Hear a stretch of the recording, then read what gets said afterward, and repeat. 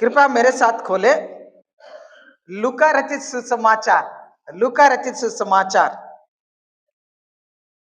उसका 13 अध्याय, लूका रचित सुसमाचार उसका 13 अध्याय।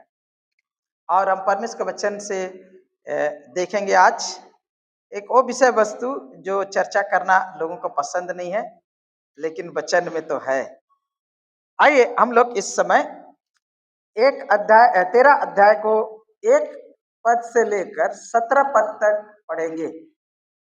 मैं अनुरोध करूंगा एक जन खड़े हो जाएंगे और पढ़ेंगे 1 से 5, दूसरा व्यक्ति पढ़ेगा 6 से 9, तीसरा व्यक्ति पढ़ेगा 10 से 17 तक।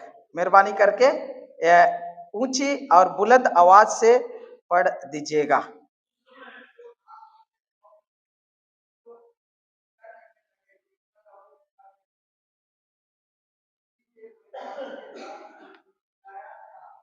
जोर से।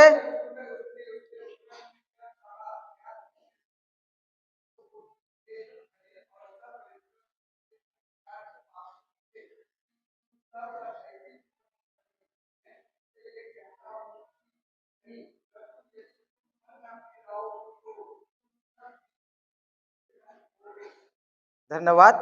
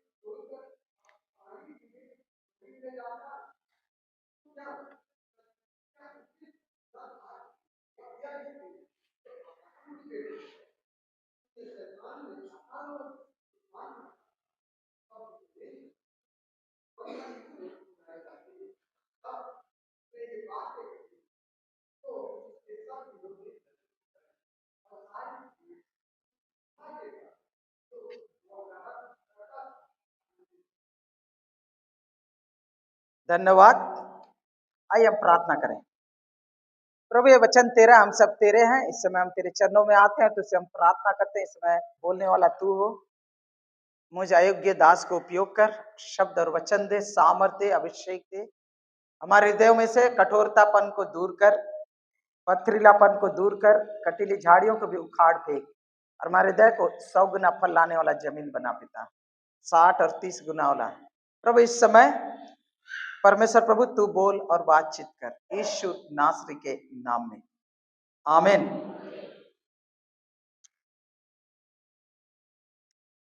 आज का देखने का विषय वस्तु ये है,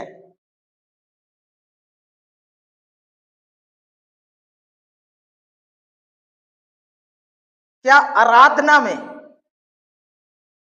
क्या आराधना में, क्या रविवार के दिन लोगों को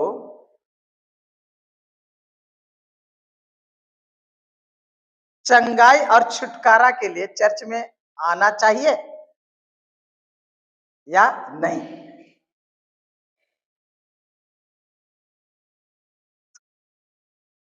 समझ में आ रहा है? मैं तैयारी कुछ और किया था, लेकिन आज के परिस्थिति को देखते हुए इस वचन को हम लोग अध्ययन करेंगे। समझ में आ रहा है? और शास्त्र से देखेंगे, हमारा सोच विचार, हमारी धारणाएं, हमारा पारंपरिक और व्यक्तिगत पसंद को परमेश्वर के वचन के अधीन रखेंगे। आइए हम लोग लूका रचित समाचार उसका 13 अध्याय को खोलते हैं और हम लोग अध्ययन करेंगे। 1 से लेकर जब हम लोग 5 तक पढ़ते हैं, जो राजू भाई ने पढ़ा, बताओ उस समय कुछ लोगों ने आ पहुंचे और उसने उन गलीलियों की चर्चा करने लगे जिनका लोग पिलातुस ने उनकी बलिदानों के साथ मिलाया था। यह सुन उसने उनसे उत्तर में यह कहा, क्या तुम समझते हो कि एक गलीली और सब गलीलियों से अधिक पापी थे कि उन पर ऐसी विपत्ति पड़ी? मैं तुमसे कहता हूं कि नहीं, परंतु यदि तुम मन न फिराओगे तो तुम सब भी इसी रीति से नष्ट होगे। या क्या तुम समझते हो कि कि वे 18 जन जिन पर सिलो का गुम्मट गिरा, वे दब कर मर गए, यरूशलेम के और सब रहने वालों से अधिक अपराधी थे?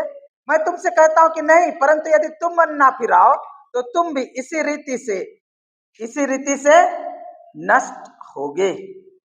6 पद, अच्छा 6 पद से हम लोग देखेंगे तो हम पाएंगे, फिर उसने उनसे दृष्टांत भी कहा, किसी के अंगूर की बारी में एक अंजीर का पेड़ लगा हुआ था, उसमें फल ढूंढने आया परंतु ना पाया। तब उसने बारी के रखवाले से कहा, देख 3 वर्ष से मैं इस अंजीर के पेड़ में फल ढूंढने आता हूं परंतु नहीं पाता, इसे काट डाल, क्या भूमि को भी क्यों रोके रहे? उसने उसको उत्तर दिया, हे स्वामी, इसे इस वर्ष और रहने दे कि मैं इसके चारों ओर खोद कर खाद डालूं, और यदि आगे को फले तो भला, नहीं तो उसे काट डालना। इस अध्याय का अध्ययन जब हम लोग शुरू करते हैं, यहाँ पर लोग अपने धारणाओं को लेकर यीशु मसीह के पास आ रहे हैं। समझ में आ रहा है? उस समय कुछ लोग आ पहुंचे और उसने उन गलीलियों की उस गलीलियों की चर्चा करने लगे जिनका लोग पिलातुस ने उनकी बलिदानों के साथ मिलाया था। लोग आए यीशु मसीह के साथ, यहाँ पहला चीज, और यहाँ पर पहली घटना हो रही कि कई लोग आए हैं और यीशु मसीह के साथ चर्चा बातचीत कर रहे हैं कि कैसे पिलातुस ने फलाना व्यक्ति को मार दिया, कैसे क्या हुआ। मतलब ऐसा हुआ कि वहां पर यीशु मसीह के साथ जो ऐतिहासिक घटना हो चुकी है, जो चर्चा हो चुकी है, जो घटना हो चुकी है, उस घटना को यीशु मसीह के पास आकर चर्चा कर रहे हैं और अपना आइडिया, अपना विचार दे रहे हैं। समझ में आ रहा है? अपना आइडिया और अपना विचार दे रहे हैं। तो यीशु मसीह उनके बातों को सुन लेने के बाद अपना विचार और अपना समझ को, जो स्वर्गीय और ईश्वरीय और सटीक है, उसे उनके सामने रखते हैं। ठीक है?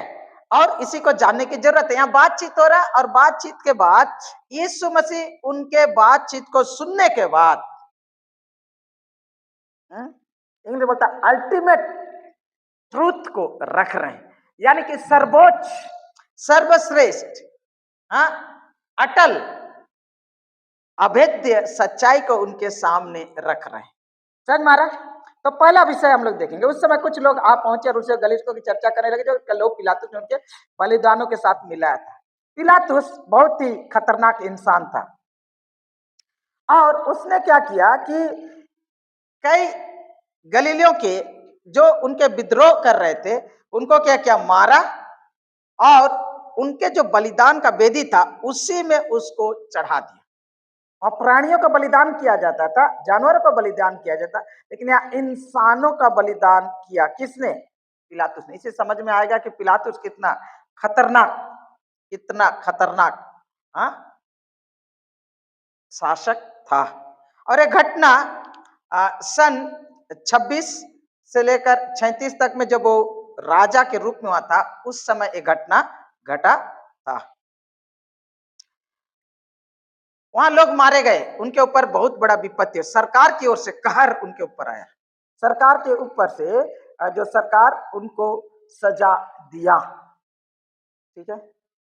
दूसरा घटना घटा है कि शिलो का जो गुम्मट था, जो टावर था, वो क्या हुआ, गिर पड़ा। कितने लोगों के पर?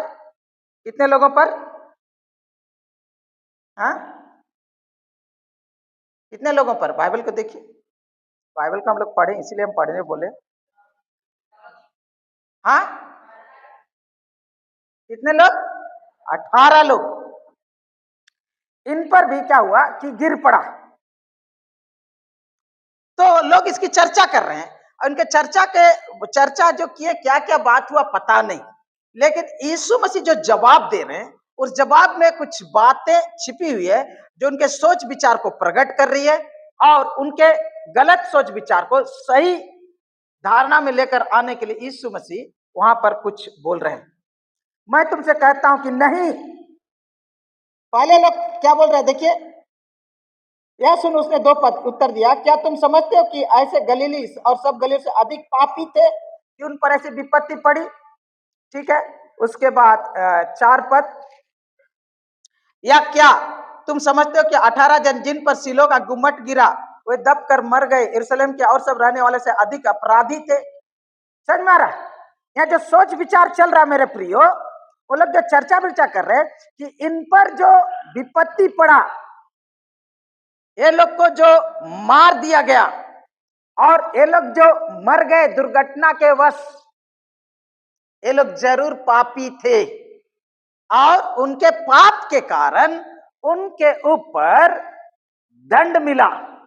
परमेश्वर ने उनके पाप को दंड दिया।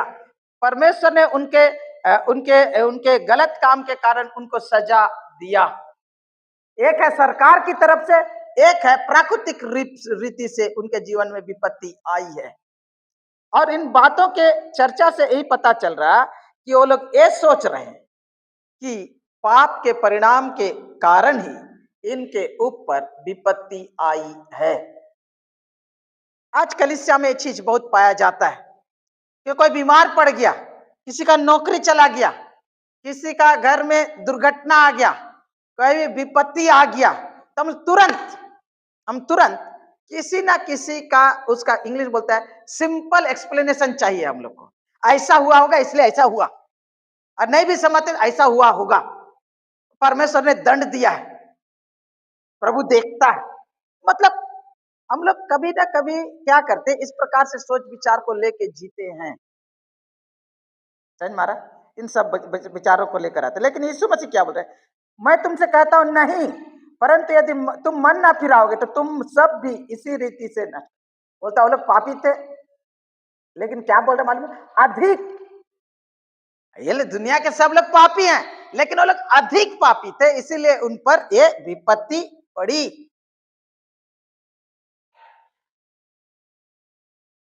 समझ मारा? ये विपत्ति पड़ी क्योंकि वो लोग अधिक पापी थे। कितनी बार हम लोग खुलेआम मुंह में उनको नहीं बोलते, लेकिन जब लोगों के बारे में बातचीत करते हैं, उनके दुख, उनके पीड़ा, उनके परेशानी, उनके समस्याओं के बारे में, तो इनडायरेक्टली गोल मटोल से यही बात बोलते हैं। देखिएगा, मैं इस बात को सुना हूं डायरेक्ट उनके मुंह से नहीं, लेकिन दूसरों के द्वारा। जब हम लोग का बाइबल कॉलेज का जो डायरेक्टर है, उनका क्या हुआ, एक बार क्या हुआ कि उनका बेटा जो जवान लड़का था, बाइक चलाते हुए बिजली का पोल में धक्का मारा, कुछ हुआ, और वो क्या हो गया, बुलेट चला रहा था और गुजर गया। ठीक है। उसके बाद क्या हुआ, एक बार वो गाड़ी चला रहे थे, गाड़ी इतना दुर्घटना हुआ कि उसका हालत खराब, यहाँ से लेकर पूरा चमड़ा ऊपर निकल गया। अभी भी देखे उनके हाथों को तो समझ में आ गया कि बहुत ही जल गया था पूरा भयंकर। तो लोगों को हमको जो खबर मिला वो है कि लोग बोले रहे,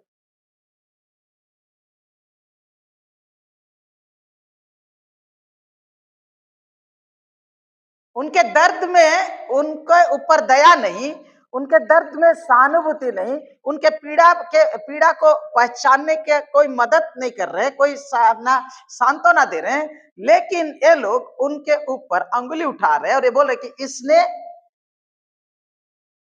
जो भी है मिनिस्ट्री करने वाला के ऊपर जो जो इल्जाम लगाया जाता है, आप लोग जानते हैं, जो लोग प्रभु का सेवा करते हैं, कुछ भी, पैसा तो लगता नहीं। हाँ, और उससे से मेरा दिमाग में भरा हुआ है चीज तो, और मैं भूल नहीं पाता हूं। मैंने कभी उनको डायरेक्ट पूछा नहीं, लेकिन जब लोगों के द्वारा चर्चा करते हुए सुना तो मैंने पाया कि लोग उन पे ऊपर ये लगा रखे, जरूर ऐसा इसीलिए। मेरे प्रियो, ये जो सोच विचार है हमेशा सही नहीं होता, ये बात को समझने की जरूरत है। मैं कई पास्टर लोग को शिक्षा दे रहा हूं तो मैंने बोला कि बताए, धोखा दोगे तो तुम भी धोखा काटोगे, क्योंकि परमेश्वर का वचन कहता है जो कुछ तुम बोगे वही काटोगे। तो ये लोग बातचीत करने लगे, तो मैं उसको ये समझा रहा हूँ, ये समझा रहा हूँ, वो समझा रहा हूँ। एक जन बोल रहा है, अरे मतलब कोई अगर हमारे चर्च हमको धोखा दे के कलीसिया को तोड़ के अलग कर लिया, इसका मतलब हमें ही गलती है, मेरे गलती है ना, अपना गलती है ना, चाहे उसका गलती है। हम उनको समझाने को नहीं, हर चीज को सादा और काला नहीं किया जा सकता, इसके पीछे कई कारणें होती हैं। और जब मैं उनको समझाने का समझने नहीं, उनको स्ट्रेट आंसर चाहिए कि पर्दे के पीछे भी कई बातें हैं, कई पर्दे के पीछे का। फिर मैंने कहा अच्छा, यीशु मसीह को जो धोखा दिया यहूदा इस्करियोती ने, तो यीशु मसीह कोई पाप किया था क्या? तब बोला हाँ, तो आपका जो जवाब है सोच विचार है सही नहीं है, क्योंकि यीशु मसीह को उसने धोखा दिया और उसे कृपा।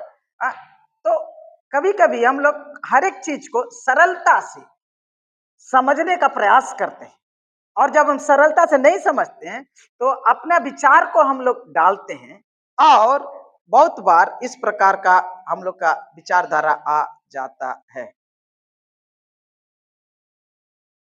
यीशु मसीह ये नहीं कह रहे थे कि वो लोग धर्मी थे, वो लोग पापी थे। ये बोल रहे हैं कि देखो आप लोग जो चर्चा कर रहे हैं ठीक है, लेकिन अगर तुम लोग मन नहीं फिराओगे, अगर तुम पाप से प्रायश्चित नहीं करोगे, तो उसी के समान नष्ट किए जाओगे। कहा? इसी धरती पर नहीं, पर नरक में भी नष्ट किए जाओगे। इसलिए पाप से पश्चाताप करना अनिवार्य है, पाप से पश्चाताप करना अनिवार्य है। फिर तुरंत यीशु मसीह एक बात को बोल रहे हैं। फिर उसने यह दृष्टांत भी कहा, क्या? अंगूर की बारी में एक अंजीर का पेड़ लगा हुआ था और उसमें फल ढूंढने आया, परंतु ना पाया। पर उसने उस बारी के रखवाले से कहा, देख 3 वर्ष से मैं इस अंजीर के पेड़ में फल ढूंढने आया हूं, परंतु नहीं पाता, इसे काट डाल कि यह भूमि भी क्यों रोके रहे। बातचीत हो गया पश्चाताप के बारे में। तुरंत उसके बाद बोल रहे हैं, मालूम है, अंजीर के पेड़ के बारे में बोल रहे हैं और दृष्टांत दे रहे हैं और बता रहे हैं। बोल रहा है, मालूम है, बाग का जो मालिक है वो क्या कर रहा मालूम है? फल ढूंढने के लिए आ रहा है कि मुझे फल मिलेगा तो मैं इसका आनंद लूंगा। लेकिन 3 वर्ष देखा नहीं हुआ, तो अब बोला इसको काट डालो, कोई जरूरत नहीं है। माली बोलता है प्लीज और 1 साल टाइम दीजिए, और 1 साल टाइम, मैं इसको फिर देख रेख करता हूँ, फिर देख रेख करता हूँ। रखवाले, बारी के रखवाले ने कहा, देख 3 वर्ष से मैं, रखवाले ने कहा, देख इस वर्ष के अंजीर पेड़ का फल ढूंढने आता हूँ परंतु नहीं पाता, इसे काट डाल के भूमि को भी क्यों रोके रहे। तब उसने उसको उत्तर दिया, क्या बोला? हे स्वामी, इस वर्ष और रहने दी कि मैं इसके चारों ओर खोद कर खाद डालूं, यदि आगे को ना फले तो फल भला, नहीं तो उसे काट। फल के बारे में यीशु मसीह वहां पर शिक्षा दे रहे हैं। अगर मत्ती 3 अध्याय और लूका 3 अध्याय को पढ़िएगा तो 10 पद से पढ़ेगा, देखो कुल्हाड़ा पेड़ों की जड़ पर रखा हुआ है। 12 पद में आएगा तो पद में पाएगा तो तुम मन फिरा के योग्य फल लाओ, मन फिराव के योग्य फल लाओ। और यहां पर ये बता रहा है कि मन पश्चाताप तो करना है, लेकिन पश्चाताप करने के साथ साथ, पश्चाताप के साथ साथ ये जो पाप को छोड़ना ही काफी नहीं है, वरन पाप को छोड़ लेने के बाद हमारे जीवन में इंग्लिश बोलता पॉजिटिव चेंजेस आना चाहिए, यानी कि सकारात्मक परिवर्तन होना चाहिए। यानी कि मैं चोरी करके जिंदगी जीता था, अब चोरी छोड़ दिया, इतना ही काफी नहीं, घर में बैठ के आलसीपन करूं नहीं, वरन अभी मैं कमाऊंगा और सही रीति से कमाऊंगा। और पहले मैं लूटता था, दूसरों पर लुटाऊंगा। हाँ, उसके बाद वहां से पाइएगा गरीबों को मदद करने के लिए, भूखों को खिलाने के लिए, निर्वस्त्रों को कपड़ा पहनाने के लिए, अन्याय नहीं करने के लिए, घूस नहीं खाने के लिए, और बहुत कुछ वहां पर उदाहरण दिया गया है। और कहा जा रहा कि तुम भी मन फिरा के योग्य फल लाओ। मन नहीं तो क्या होगा मालूम है, काट डाले जाओ, काट डाले जाओगे, इस पेड़ की तरह। चेतावनी जब लोगों के ऊपर वो लोग चर्चा कर रहे हैं कि ये लोग अधिक पापी थे इसीलिए ऐसा हुआ, यीशु मसीह वहां अंजीर का पेड़ को, फल को, दृष्टांत को लेकर आ रहे हैं और उन्हें चेतावनी दे रहे हैं कि तुम्हें भी मन फिराने की जरूरत है, और खाली मन फिराने नहीं वरन जीवन में फल लाने की जरूरत है, जीवन में फल लाने की जरूरत है। ये शिक्षा हो गया, बातचीत हो गया। उसके बाद सब्त का दिन आया, शनिवार का दिन था जो विश्राम का दिन था, और उस दिन आइए पढ़ेगा कोई 10 पद से कोई पढ़ेंगे। अभी ये सब चर्चा हो गया है। अब हम लोग के आजकल रविवार का दिन में प्रभु की आराधना करते हैं, और उस जमाने में शनिवार को प्रभु की आराधना की जाती थी। कृपया कोई पढ़ दे 10 पद को।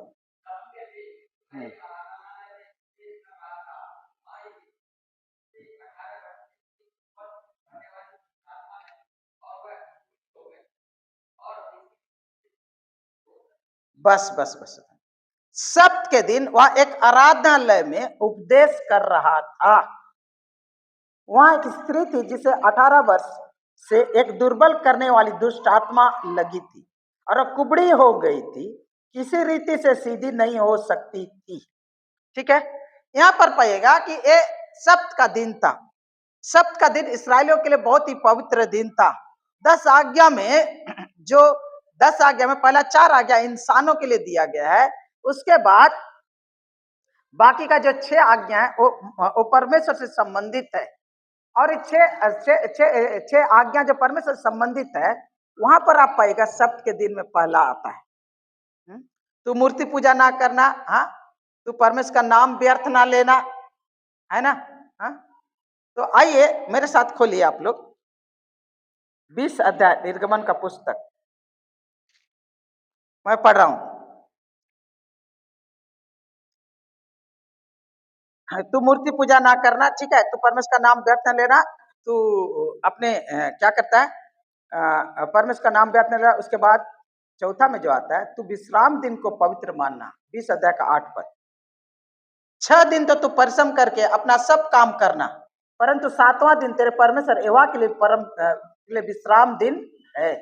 उसमें ना तो तू किसी भांति का काम काज करना, और ना तेरा बेटा, ना तेरा बेटी, ना तेरा दास, ना तेरा दासी, ना तेरे पशु, ना तेरे परदेशी जो तेरे फाटकों के भीतर हों, क्योंकि 6 दिन में यहोवा ने आकाश और पृथ्वी और समुद्र और जो कुछ उसमें है उन सबको बनाया, और 7वें दिन विश्राम किया। इस कारण यहोवा ने विश्राम दिन को आशीष दी और उसको पवित्र ठहराया।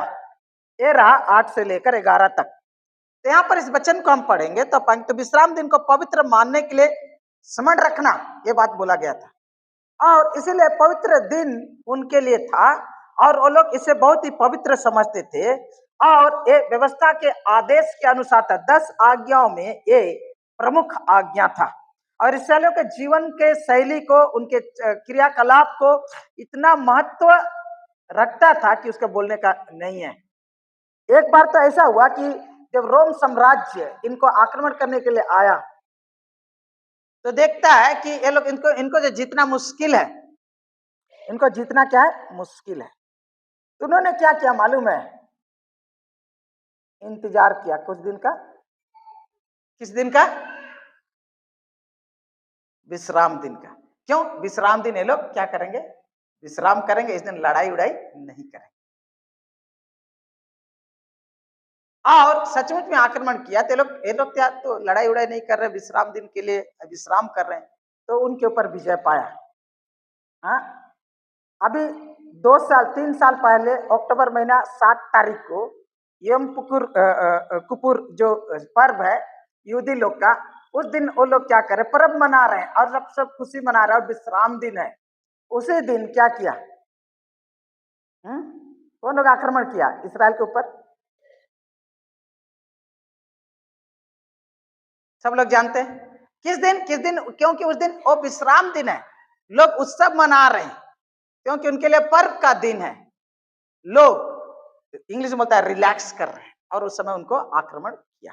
तो मैं आपके सामने बताना चाहता हूं कि इस्राएली लोगों का जो सब्त के दिन को बहुत ही परम पवित्र मानने के कारण वो लोग कुछ भी काम नहीं करते थे। समझ में आ रहा है?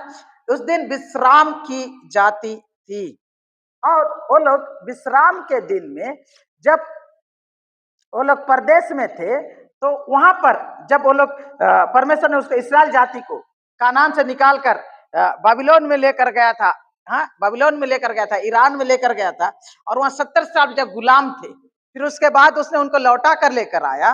तो 70 साल में जब वो लोग गुलाम में थे तो वहां पर उनका मंदिर नहीं था, लेकिन अपने विश्वास को बनाए रखने के लिए वो लोग क्या करते थे कि सब्त के दिन में एक एक जगह में इकट्ठा होते थे, छोटे छोटे शहर में, छोटे छोटे टाउन में, और वहां पर एक जगह होती थी जिसे घर के हम लोग सिनागोग बोलते हैं इंग्लिश में, हिंदी में बोलता है आराधनालय, और वहां इकट्ठा होते थे। और वहां पर पुराना जमाने के तरह बलि उली नहीं चढ़ाई जाती थी। समझ में आ रहा है? बलिदान नहीं चढ़ाया जाता था, लेकिन प्रमुख रूप से वहां पर सिर्फ आराधना के लोग उपस्थित होते थे। तो वहां पर परमेश्वर की स्तुति आराधना तो करेंगे, लेकिन प्रमुख रूप से वचन की शिक्षा दी जाती थी, बाइबल की पुराने नियम की शिक्षा दी जाती थी। और औरत और पुरुष लोग अलग अलग बैठते थे। समझ में आ रहा? औरत और पुरुष लोग क्या करते थे? अलग अलग बैठते थे। और बहुत ही वहां पर जब वचन का क्या करेंगे, तोरा को लेंगे, पवित्र शास्त्र को लेंगे, उसमें से कोई पढ़ेगा। और बाहर का कोई अगर विचारक आया है, कोई शिक्षक आया है, तो उनको अलग चांस देते, उनके बारे में शिक्षा देने के लिए उनको चांस दी जाती। वहां का लोकल का जो आराधनालय का प्रधान था वो तो रेगुलर करता था, लेकिन बाहर से अगर कोई गेस्ट आया है और प्रमुख व्यक्ति आया है, अगर वो कोई शिक्षक है, फरीसी है या शास्त्री है, तो उनको शिक्षा देने के लिए मौका दिया जाता था। और बाइबल में यहाँ बता रहा कि यीशु मसीह सब्त के दिन एक आराधनालय में पहुंचे। क्या पहुंचे? एक आराधनालय में पहुंचे और वहां क्या कर रहे थे? वचन बताता है क्या कर रहे हैं, क्या कर रहे हैं, क्या कर रहे हैं? देखिए 10 पद में,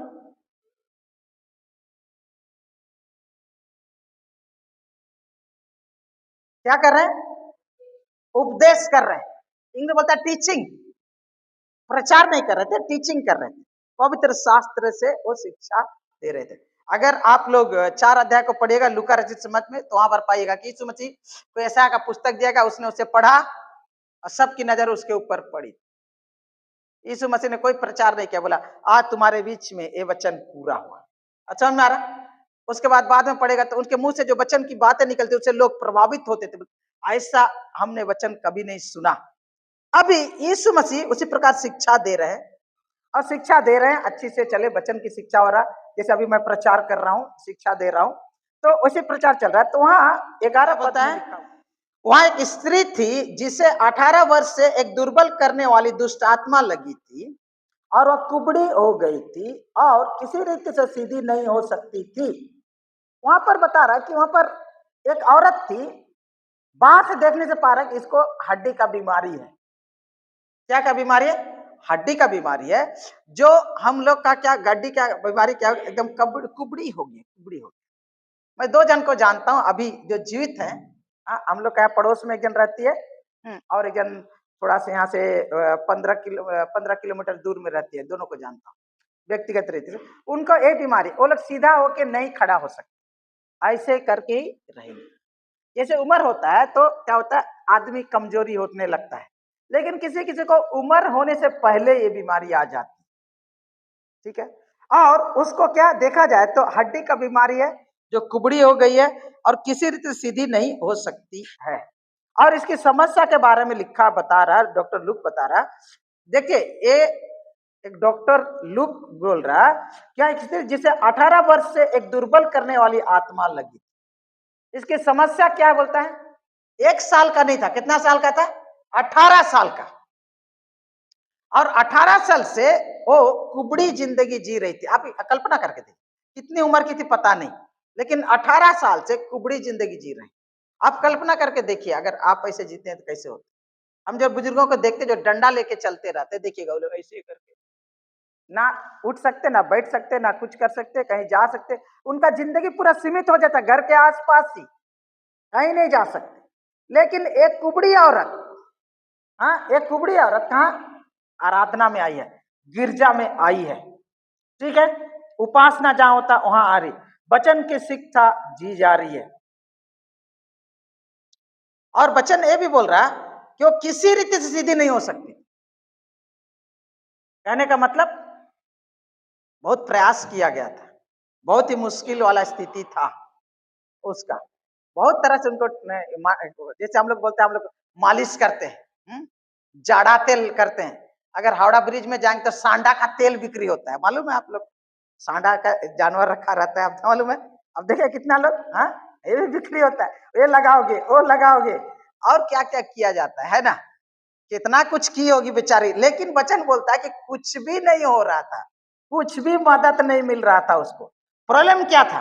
प्रॉब्लम शारीरिक नहीं था, फिजिकल नहीं था, प्रॉब्लम था आत्मिक। वचन बताता है कि एक दुर्बल करने वाली दुष्ट आत्मा लगी थी। इसके अंदर जो दुष्ट आत्मा थी वो शरीर को कमजोर कर दे रही थी।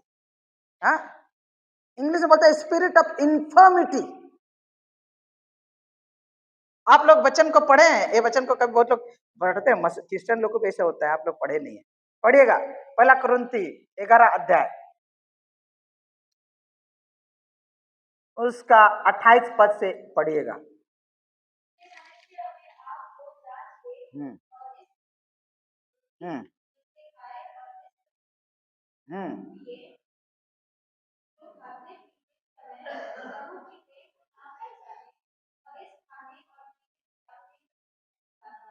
हम्म 30 पद,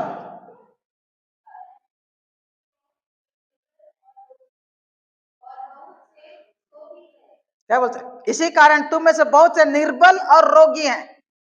निर्बल पाप के कारण, कलीसिया को ना पहचानने के कारण, प्रभु भोज में अनुचित रीत से भाग लेने के कारण उसके अंदर क्या हुआ? निर्बलता आई है, और कितनों को जिंदगी में बीमारी आई है। लेकिन यहाँ पर इस औरत को जो बीमारी आई है वो उसे एक दुष्टात्मा ने पकड़ा है, और ये दुष्टात्मा उसको अंदर से कमजोर कर दे रही, समझ में आ रहा? उसको दुर्बल बना दे रही है, और वो दुर्बलता उसको ऐसे कर दिया कि उसके हड्डी के सारे ताकत को, जूस को निकाल दिया है, हाँ, मज्जा के ताकत को निकाल दिया है, और वो कुबड़ी हो गई है। देखिए, हर एक बीमारी शारीरिक नहीं होता, उसी प्रकार हर एक बीमारी दुष्टात्मा के द्वारा भी नहीं होता। हर एक बीमारी पाप के कारण ही नहीं होता, बहुत सारे कारणे हैं। लेकिन यहाँ स्पष्ट रूप से बताया गया है कि औरत को दुष्टात्मा ने पकड़ा था, और वो दुष्टात्मा उसको अंदर ही अंदर कर, कितने लोग जो दुष्टात्मा खाते ठीक नहीं लगता, वजन का बीमारी, साल भर 365 दिन बीमार ही रहता है।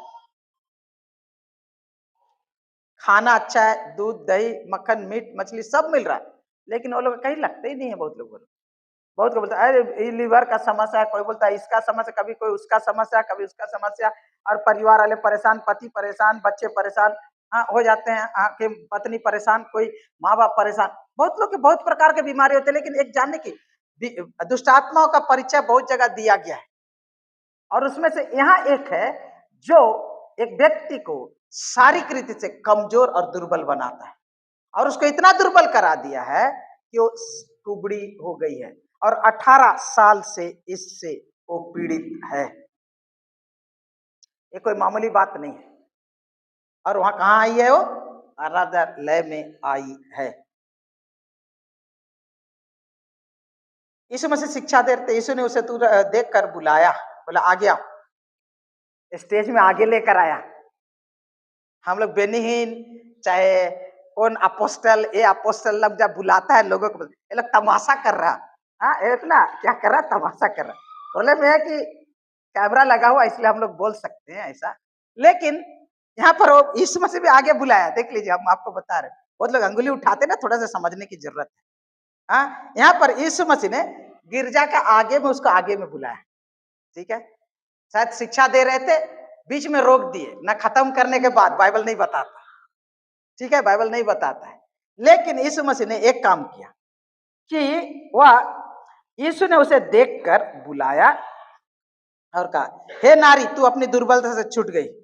यीशु मसीह सिर्फ बोले, तब उसने उस पर हाथ रखे। अच्छा, पहले बोले तो दुर्बल से छूट गई। दूसरा बात हम लोग क्या करते हैं, यीशु मसीह उन पर क्या रखे, हाथ रखे।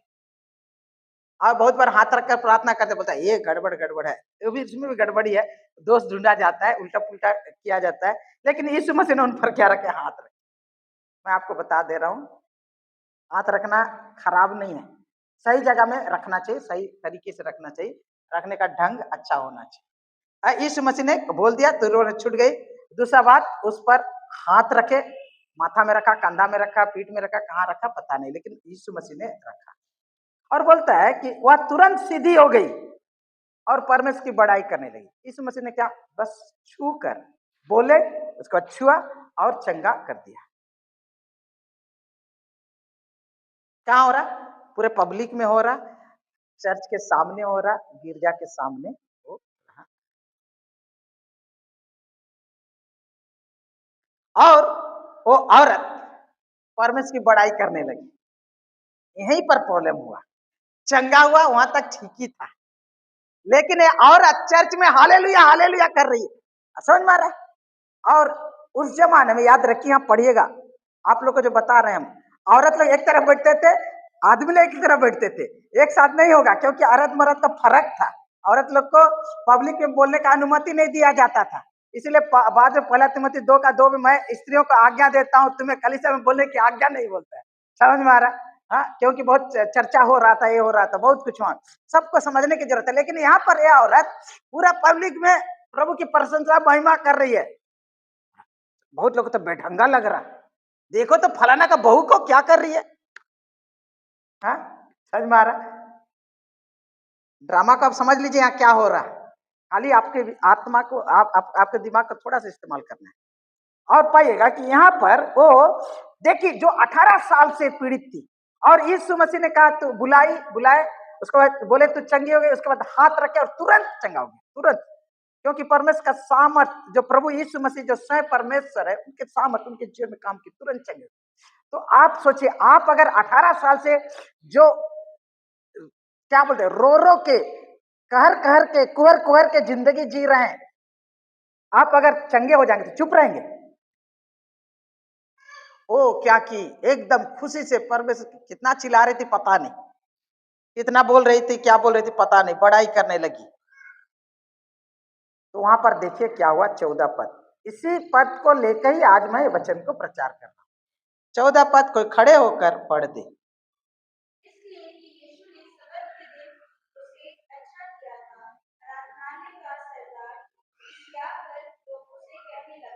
किससे कहने लगा? लोगों से कहने लगा। आगे,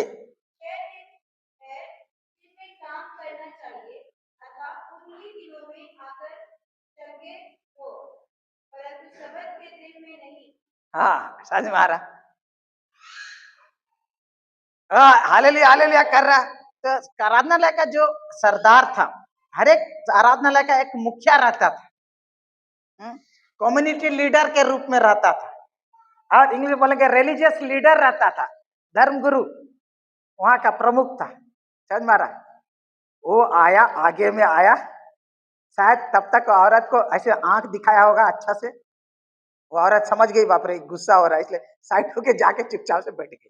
ठीक है, समझ में आ रहा, हाँ, बड़ा दाढ़ी वाला, बड़ा बड़ा आंख लगा के जैसे देखा ना, बस उसके बाद हो गई बाबा, चलो जा जा जा, हो गया, हो गया, ऐसा हो गया।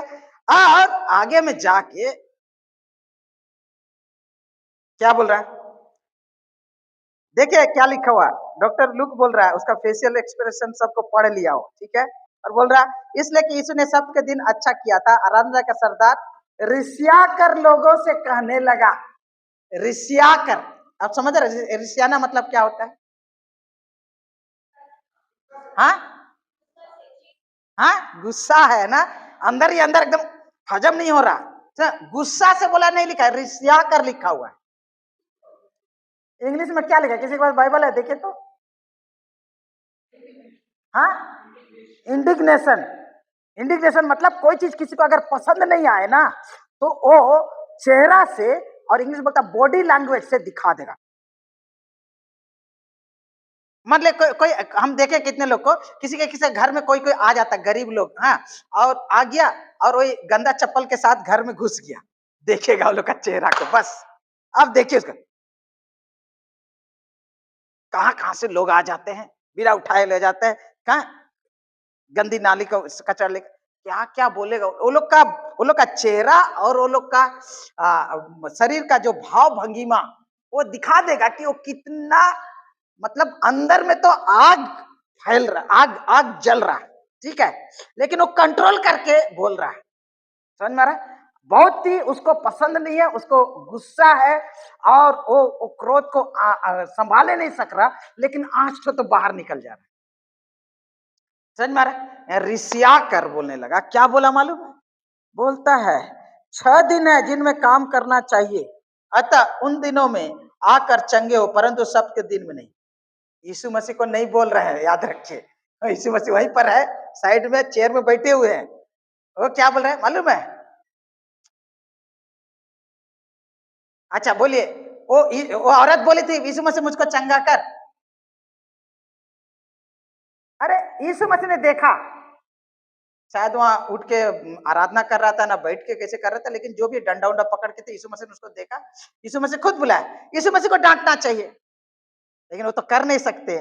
समझ में आ रहा है? तो क्या करना है? इनडायरेक्टली मारना है। क्या करना है? लोगों को डांट रहे हैं और बोल रहे हैं, हाँ, रिसिया कर गुस्सा से बोल रहे हैं 6 दिन है जिनमें काम करना चाहिए, अतः उन्हीं दिनों में आकर चंगे हो, परंतु सबके दिन में नहीं। समझ में आ रहा? लोगों को डांट रहे हैं, रिसिया कर बोल रहे हैं, अपना रौब जो भी होता है ना, एक तो खड़ूसपन वो दिखा रहे हैं और बोल रहे हैं 6 दिन काम करना चाहिए।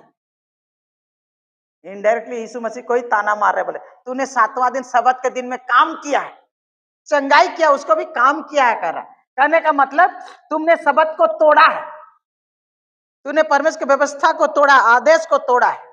लेकिन उनको डायरेक्ट तो बोल नहीं सक रहे, लोगों को डांट रहे हैं और कह रहे कि 6 दिन में काम करना चाहिए। समझ में आ रहा?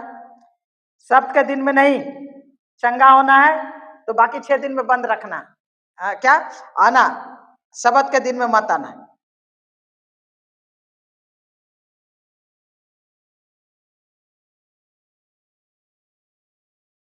अभी मैं इसीलिए मैं पूछ रहा हूं, अभी यीशु मसीह क्या जवाब, इसको बाद में व्याख्या करेंगे, टाइम हो गया। यह सुनकर प्रभु ने उत्तर दिया, हे कपटियों, क्या सब्त के दिन तुम में से हर एक अपने बैल या गधे को थान में से खोलकर पानी पिलाने नहीं ले जाता? तो क्या उचित ना था कि स्त्री जो अब्राहम की बेटी है, जिसे शैतान ने किसने किसने शैतान ने 18 वर्ष से बांध रखा था, सब्त के दिन इस बंधन से छुड़ाई जाती?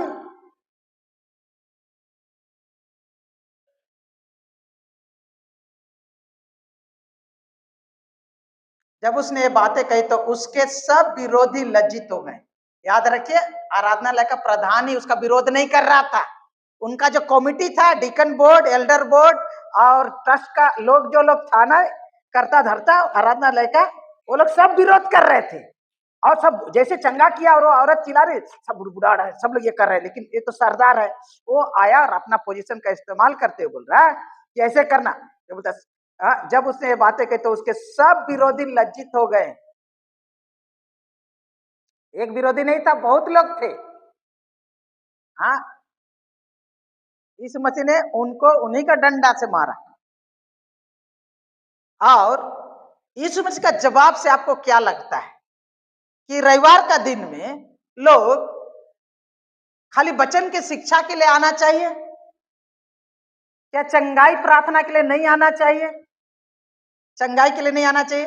क्या दुष्ट आत्मा से आजाद होने के लिए चर्च में नहीं आना चाहिए? आप क्या समझते हैं?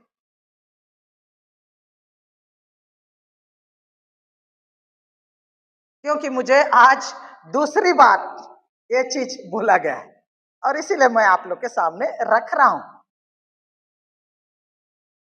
बहुतों को जब कोई हम लोग आराधना में आराधना होगा, ये होता है, वचन होता है, पास्टर प्रचार कर रहा है, शिक्षा दे रहा है, ठीक है, आराधना हो रहा है, सब कुछ ठीक है, लेकिन उस दिन चंगाई उंगाई नहीं होना चाहिए, उस दिन चंगाई का प्रार्थना नहीं करना चाहिए, उस दिन दुष्टात्मा नहीं निकालना चाहिए, और जो बीमार वाले लोग को उस दिन वहां नहीं आना चाहिए, दूसरा दिन आओ वीक के बीच में। हाँ, सोमवार मंगल बुधवार शनिवार तक आ सकते हो। हाँ, ऐसे दिन में मत आओ, दुष्ट आत्मा लगा है तो भी उसको दूसरा दिन लेकर आओ, आज का दिन में मत आओ। हाँ, टाइम का प्रॉब्लम होता है, कभी कभी डिस्टर्ब होता है, हम समझते हैं, लेकिन इस वचन के आधार पर क्या हम रविवार के दिन में चंगाई के लिए अगर कोई आता है, देखिए कोई अगर पाप से क्षमा चाहता है चर्च में आ सकता है रविवार को, वचन के शिक्षा के लिए क्या हुआ सकता है, तो चंगाई के लिए क्यों नहीं आना चाहिए?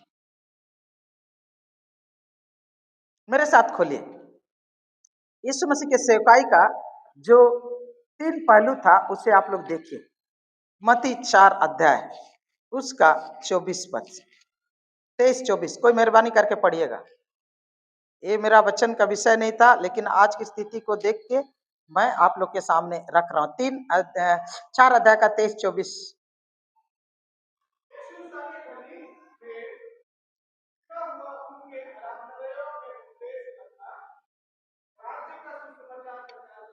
हम्म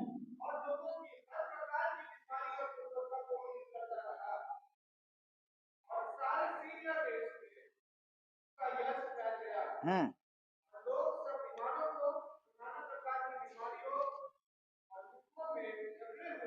हम्म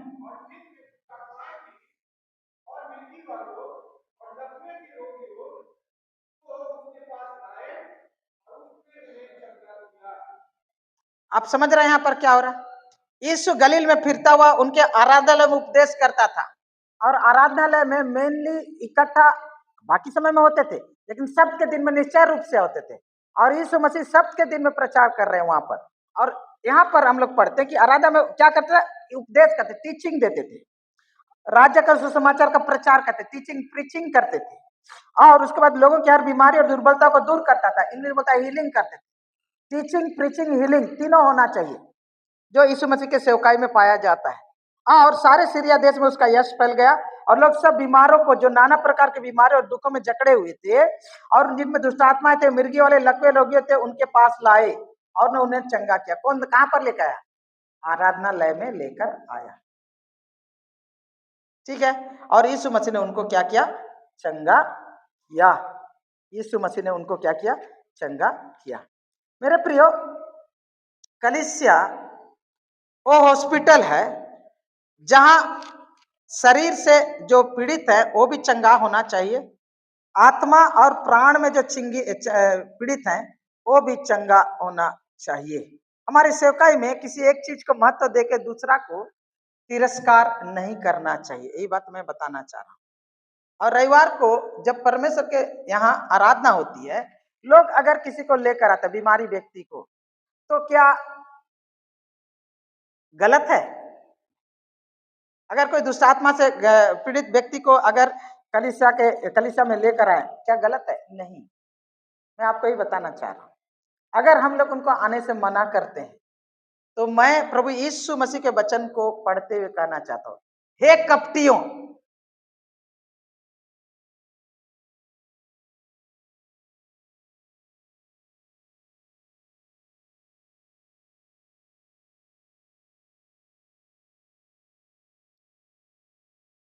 चंगाई हम नहीं देते, छुटकारा हम लोग नहीं देते, किसी का उद्धार हम लोग नहीं करते, लेकिन यीशु मसीह के इस वचन को हमेशा याद रखें। जब बच्चों को लोग यीशु मसीह के पास लेकर आने चाहे तो उनके चेले को बोलता है भागो भागो भागो भागो। यीशु मसीह ने क्या कहा? हाँ, उनके चेहरों को डांटा, क्रुद्ध होकर यीशु मसीह ने कहा, बच्चों को मेरे पास आने दो, उन्हें आने से मना ना करो। याद रखिएगा, जब प्रभु के पास लोग जब आते हैं तो बहुत लोग जो बाउंसर बन के चर्च में खड़े रहते हैं, समझ में आ रहा है? सेलिब्रिटी आता है तो बाउंसर लोग रहते हैं ना। अब देखे वो लोग आने नहीं देते। या यीशु मसीह का 12 बाउंसर थे वहां पर, समझ में आ रहा? और वो लोग मना कर रहे थे। यीशु मसीह ने 18 अध्याय को खोलेगा, मत्ती 18 अध्याय, ठीक है, और पढ़ लीजिएगा बाद में, ठीक है, यीशु मसीह उनको डांटे। और कभी कभी आजकल का सेलिब्रिटी पास्टर लोग भी, वो लोग भी बाउंसर रखे हैं, ठीक है, सुरक्षा के लिए जरूरी है, लेकिन लोगों को चर्च में आने नहीं देना, कहां तक बुद्धिमानी है। हाँ, सिस्टम होना चाहिए, लेकिन कोई भी अगर आता, हम लोग चर्च में नहीं मना करेंगे, क्योंकि लोग प्रभु से मदद के लिए आए। चंगाई तो मेरे ऊपर नहीं, हम प्रार्थना करेंगे, ठीक है, और परमेश्वर ने चाहा तो उसको चंगाई देगा। छुटकारा के लिए हम प्रार्थना करेंगे, परमेश्वर चाहा तो उसको छुटकारा देगा, लेकिन चर्च में आने से हम किसी को मना नहीं करना चाहिए।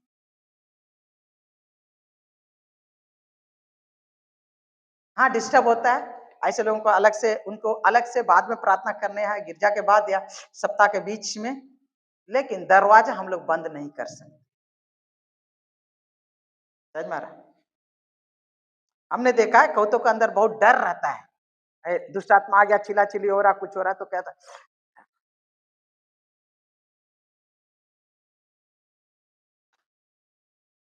वचन बोलता है, हाँ, परमेश्वर के अधीन हो जाओ और शैतान का सामना करो तो तुम्हारे पास से भाग निकलेगा। लेकिन कलीसिया आज जब ऐसी स्थिति को देखती है तो दुम दबाकर भागती है।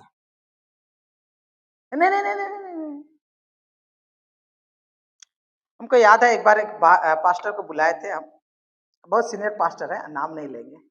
तो हम लोग आराधना हुआ, फिर वो प्रचार किए, उसके बाद एक तो ये शुरू हो गया मरकुस 5 अध्याय वाला, ठीक है, हाँ, ये दुष्टात्मा ये होने लगा है।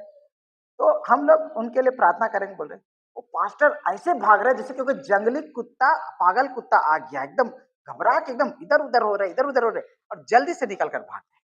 हमने हमने बोला इनको तो हम अपना गुरु समझते हैं और इसको इतना इज्जत देते, लेकिन ये इतना डर क्यों रहे दुष्ट आत्मा से? आज तक हम नहीं भूलेंगे। हम दिल से इज्जत करते हैं, लेकिन किस लिए पता नहीं, क्या देखे पता नहीं, लेकिन वो इतना ऐसे भागे कि हम भूलेंगे नहीं। हाँ, लोगों को डर आता है, लेकिन क्या हमें डरना चाहिए? प्रभु को, लोगों को नहीं। क्योंकि अगर, आइए मत्ती 8 अध्याय,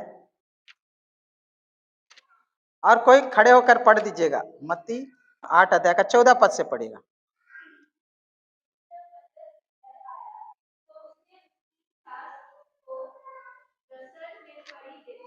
हम्म,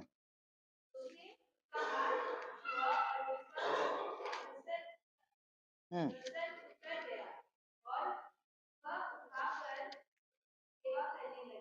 हम्म,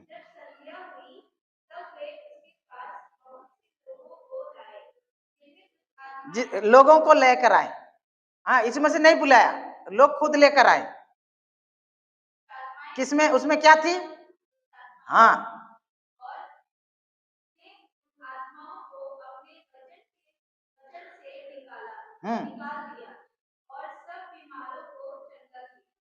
क्या क्या बीमारों को क्या किया? चंगा किया।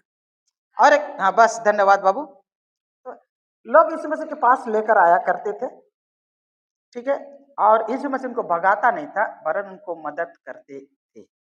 21 पद से मैं पढ़ूंगा, लूका 4 अध्याय का 31 पद से। फिर वह गलील के कफरनहूम नगर को गया और सब्त के दिन, ध्यान से सुनिए, सब्त के दिन लोगों को उपदेश दे रहा था। वे उस उपदेश से चकित हो गए, क्योंकि उसका वचन अधिकार सहित था। आराधनालय में एक मनुष्य था जिसमें अशुद्ध आत्मा थी। वह ऊंचे शब्द से चिल्लाकर उठा, हे यीशु नासरी, हमें तुझसे क्या काम? क्या तू हमें नष्ट करने आया है? मैं तुझे जानता हूं कि तू कौन है, तू परमेश्वर का पवित्र जन है। यीशु ने उसे डांट कर कहा, तो चुप रह, चुप रह, और उनमें से निकला। तब दुष्टात्मा उसे बीच में पटक कर बिना हानि पहुंचाए उनमें से निकल गई। देखिए यहाँ पर पटका पटकी हो रहा, गिरजा में क्या हो रहा? पटका पटकी हो रहा। हाँ, और दूसरा जगह में अगर पढ़ेंगे तो वो चिल्ला रहा था, इसीलिए यीशु मसीह ने बोला चुप हो जा। समझ मारा क्या कर रहा था? वो चिल्ला रहा था। पिछले रविवार नहीं, उसका आगे रविवार का बात है। 2 बजे का करीब हम लोग बचन बाइबल का बपतिस्मा क्लास हम ले रहे थे, ठीक है। उसी समय क्या हुआ कि कोई आया और बोला ऐसे ऐसे हो गया। क्या हुआ? ऐसे ऐसे। पास्टर इधर आइए ना, बोला क्या हुआ? एक परिवार आया था, करीब 2 अढ़ाई बजे आया था। क्या करने के लिए आया था? वो हावड़ा कदमतला तरफ से, किधर से, पति पत्नी और उसका एक तो बच्चा था, इतना बड़ा स्कूटर में घरेलू कपड़ा ही पहन के घूम रहे हैं वो लोग, और चर्च में प्रार्थना करने के लिए आए हैं। पुराना एक तो स्कूटर लेके आए हैं, और घर का जो लेगिंग टाइप का वाला वो पहना हुआ पति, और गंजी पहना हुआ है, और फिर पॉकेट वाला। उसके बाद औरत सलवार पहनी है, बच्चा ऐसे ऐसे है जैसे घूमने आता है, जैसे जैसे कहीं मान लीजिए घर आसपास में कोई घूम रहा है ऐसे। और आया, आने के बाद इधर वो प्रार्थना करने लगी, क्योंकि उन्होंने कोई चीज के लिए प्रार्थना किया था या मन्नत माना था, परमेश्वर ने उसको जवाब दिया। तो खुदते खुदते खुदते खुदते खुदते पूछते पूछते जीपीएस इस्तेमाल करते करते ये चर्च में आया, और वो प्रार्थना करने लगी। कहाँ पर कर रही थी पता नहीं, कहाँ पर, कोई कोई देखा? ओ पीछे में, अच्छा। तो प्रार्थना कर रही थी। क्या प्रार्थना कर रही थी? उसके अंदर में जो दुष्ट आत्मा थी वो ड्रामा करने शुरू हो गया। वो क्या करने, ड्रामा करने शुरू हो गया। फिर क्या किया, हमारे बहनों ने उनको ले जाकर उसके लिए प्रार्थना किया। फिर 4 बजे उसके बाद हम लोग प्रार्थना किया, ठप ठीक हो गया। उसके बाद उन लोग को बुलाया, लेकिन आया नहीं अभी तक वो लोग, और आया नहीं। मैं आपके सामने क्या कहना चाह रहा हूँ, मैं उदाहरण इसलिए दे रहा हूँ, ये 2 हफ्ता पहले का बात है। वो लोग गैर मसीह लोग है, प्रभु को नहीं मानता है, लेकिन प्रभु से प्रार्थना करता है, और फिर यहाँ पर प्रार्थना करने के लिए आया। ये घर में घुसा है, आपको मैं बता रहा हूँ, और दुष्ट आत्मा उसमें से निकलने शुरू हो गया। इंग्लिश बोलता है मैनिफेस्टेशन होने लगा, प्रकट हो गया। फिर उसके लिए प्रार्थना किया गया। मैं जगह का महत्व नहीं देता हूं, लेकिन मैं इतना बताना चाहता हूं कि प्रभु का उपस्थिति भवन में है। जहां प्रभु के लोग आराधना करते हैं ना, हमने पाया है कि हम लोग जब वहां प्रार्थना करते थे, अभी थोड़ा बंद हो गया।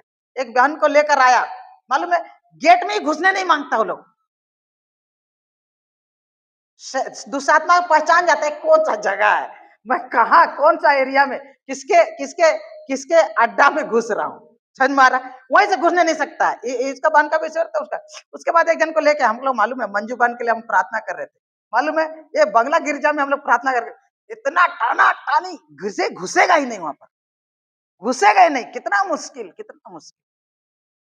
मैं आपको बताना चाह रहा हूँ कि जब हम लोग प्रभु की आराधना करते हैं, वहां प्रभु की उपस्थिति होती है, और जो भवन को, जो जगह में प्रभु की आराधना उपस्थिति, प्रभु उसे पवित्र करता है और अपने खास उपस्थिति से भी भरता है। और पाइएगा कि अगर परमेश्वर, अगर दुष्टात्मा जानता है कि प्रभु की उपस्थिति यहाँ है और वो अपने आप को छुपा नहीं सकता, तो आप और हम लोग बहुत बार जब यहाँ आते हैं ना, बोलते हम आराधना करने के लिए 2 गाना गाए, दफरिंग दे दिए, प्रचार सुन लिया, निकल गए, निकल गए। अरे प्रभु के उपस्थिति को महसूस करो। प्रभु का उपस्थिति है क्या? प्रभु ने कहा जहां कहीं मेरे नाम से 2 या 3 इकट्ठे उनके बीच में उपस्थित हो। परमेश्वर हर जगह है, लेकिन परमेश्वर के लिए जब आराधना की जगह होती, परमेश्वर वहां कहा जहां कहीं मेरे नाम से 2 या 3 इकट्ठे उनके बीच में मैं उपस्थित हूँ। और प्रभु के लोग इधर थे, हम लोग इधर थे, वहां वो खाली प्रार्थना करते निकल के भागने लगा, उसको परेशान करने लगा।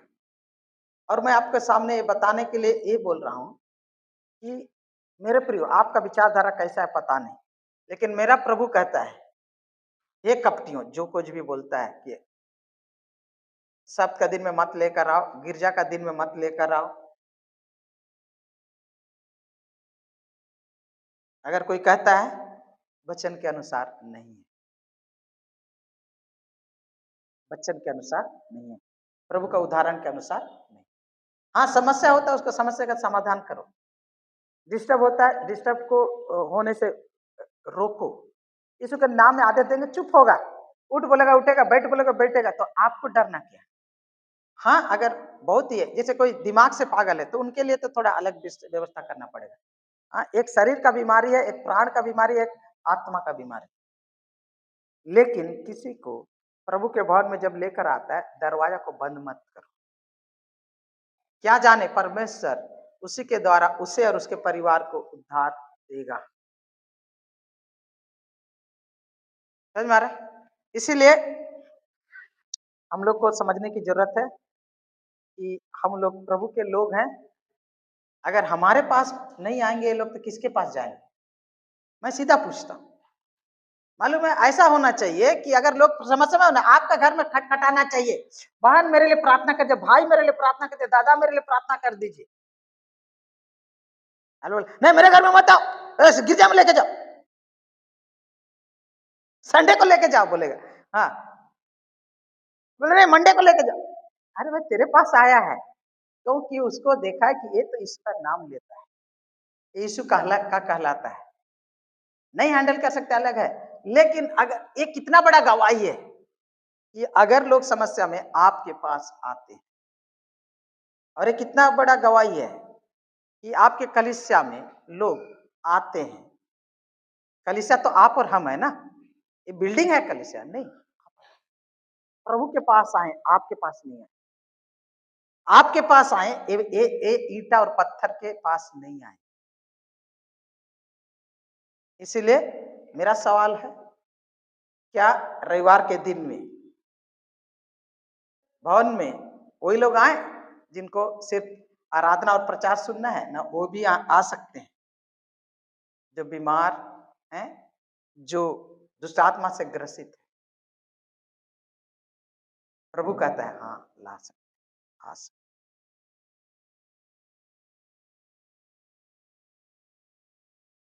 आइए हम सरों को झुकाएं।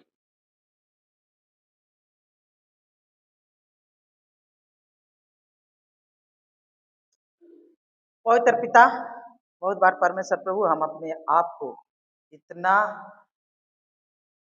आत्म केंद्रित जिंदगी जीते हैं परमेश्वर प्रभु की पीड़ित लोगों के परेशानियों को नहीं समझते। प्रभु हम अपने शांति को ही देखना चाहते प्रभु, लेकिन ये तो अच्छा है परमेश्वर प्रभु की नर्सरी हो जहाँ बच्चे रोए पीटे झगड़ा लड़े, लेकिन वहां जान है। कब्रिस्तान में बहुत शांति होती है प्रभु। हम हमारे कलीसिया को कब्रिस्तान नहीं, मन नर्सरी चाहते प्रभु, जहां पर जीवन है, जहां पर छुटकारा है, जहां पर चंगाई है, जहां पर शिक्षा है। प्रभु आज अनुग्रह करके हमारे कलीसिया इन बातों को समझ कर चले, हमारे विचार को अपनी बुद्धि से नहीं परमेश्वर प्रभु तेरी बुद्धि से तू ढाल बदल परिवर्तित कर। हमारे कलीसिया को समाधान का केंद्र बना, हमारे जीवन को समाधान का केंद्र बना, हमारे परिवार को समाधान का केंद्र बना। प्रभु हमारी सहायता कर कि हम तेरे लिए, जो तेरे भवन है प्रभु, तेरे मंदिर है, तेरी उपस्थिति हमारे जीवन से दूसरों के जीवन में प्रभाव को डाले। ये प्रार्थना हमारे उद्धार करता प्रभु यीशु मसीह के नाम में मांगते हैं, आमीन। और त्रिएक परमेश्वर पिता पुत्र पवित्र आत्मा की उपस्थिति, सहभागिता, सामर्थ हम में से प्रत्येक के साथ अब से लेकर सदा लोग बनी रहे, आमीन।